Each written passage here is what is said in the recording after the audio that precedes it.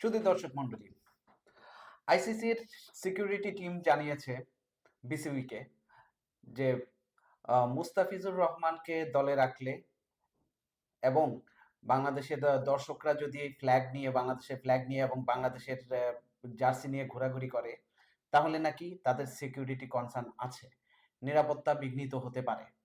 কতটা হাস্যকর ডিমান্ড! হ্যাঁ, তো তারা জানিয়েছে যে বাংলাদেশকে মুস্তাফিজকে ছাড়া দল সাজাতে আর কি। তো এ থেকেই প্রমাণ হয় যে আইসিসি বিসিসিআই এর ইনফ্লুয়েন্স থেকে বাইরে নয়।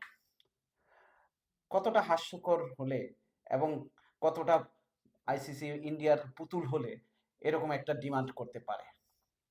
এটা কি স্পোর্টিং ডিমান্ড হলো কোনো? যাই হোক, আমরা খুব সম্ভবত বিশ্বকাপে যাচ্ছি না।